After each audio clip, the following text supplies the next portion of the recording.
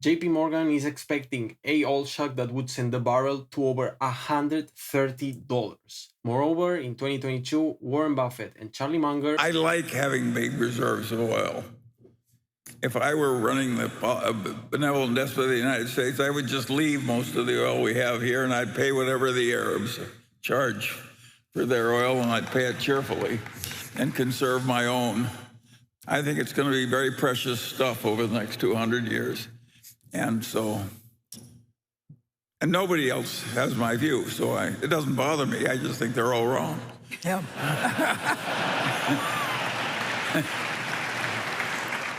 They expected the oil to become more and more valuable in the future. For this reason, we will be looking at some oil stocks. I'm sure you already all know about Exxon, Chevron, Shell, but we will also look at some interesting players from Spain, Repsol, Vår Energi, and Aker BP from Norway. Whereas Shell might look as the most attractive one in terms of taxes, as the withholding tax on dividends is 0% in the UK, these three companies have the lowest dividend yield. Why does this happen? Well, the reason is these US companies and Shell too, they are buying back more shares than dividends pay. As you can see for ExxonMobil, they paid around 17 billion in dividends, but they did share repurchases valued at 20 billion when the stock was at all-time highs. Chevron did the same thing. They paid a little more than 10 billion in dividends, but they repurchased shares for a value of 16 billion. The only business that, in my opinion, does good buybacks is Amazon. Look at this. Amazon never does buybacks because they are focused on growing their business.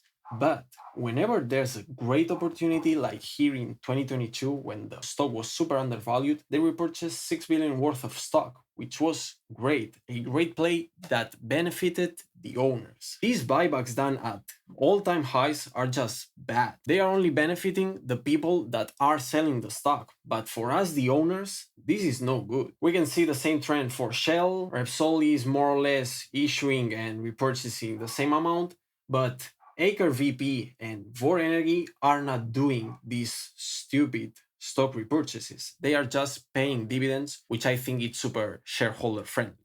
And you may be thinking, well, Chris, what has been your choice? I was looking at Repsol, but since my broker is already giving it out for free, if anyone is from Spain and wants the link, just hit me up. I've decided to go with AKRBP since it is the lowest cost producer according to this study from Wood Mackenzie. As you can see, even in 2020, when the barrel was around $35, $40, Aker still made money, whereas all of its peers lost a lot of money and they were not able to repurchase any shares at these attractive valuations. I've tried to find the name of these other producers as we only have the cost but not who is who. But as you can see, I found a different cost metric for each of these companies, so I don't think it's the first comparison. The cash position from AKRBP is much better than Exxon's or Chevron's, but the only risk that I see is that the management is really focused on mergers and acquisitions, which if they keep doing them in Norway, I think it's good. It's great for the business. They are keeping their cost per barrel really low. But if they start doing stupid acquisitions in other countries and they start operating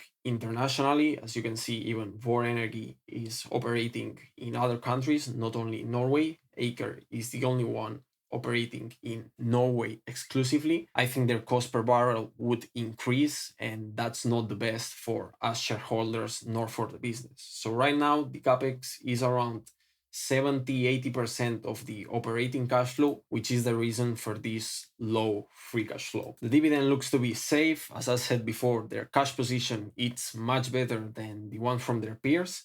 And for now, they seem to be increasing their dividend at a 5% growth rate per year. For now, it looks achievable, but depending on the price of the oil in the future, I'm not so sure of that. Therefore, why did I buy? Well, I think the market was being really exuberant with British American Tobacco. My position skyrocketed. I was up like 40%. And to be honest, I don't mind having British American Tobacco as 15, 20, even 50% of my portfolio. I just think that the stock is super expensive right now. And when I was buying it, it was like at 10%. Right now is around a 7%, which obviously makes it not that attractive. And since the valuation has skyrocketed, I think there's a higher risk of holding this stock. So I sold half of it and started a small position in AKRBP. My main concern is that we will see an increase in the inflation.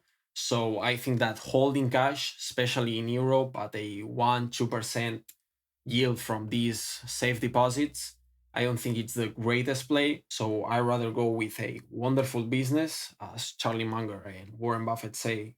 I think that all it's going to be much more valuable in the future. And while I feel that Alphabet and Evolution it's not super expensive right now, I feel they are still undervalued. I cannot buy them right now at the price I was buying them a month ago when Google was around $150 per share and Evolution was around 660 Swedish krona. So I think this was my best play right now. Also, as Mark Twain says, history doesn't repeat itself, but it often rhymes. The debt to GDP ratio from the United States is already over 100%. The last time it was in 1945, and adjusting for inflation, the S&P 500 had 0% real returns for 40 years. This is nothing new. Even after the dot-com bubble, we've had 20 years of no returns, and after the 2021 inflation, we've again had 0% real returns for the past 4 years. Consequently, I really thought that I would never say this, but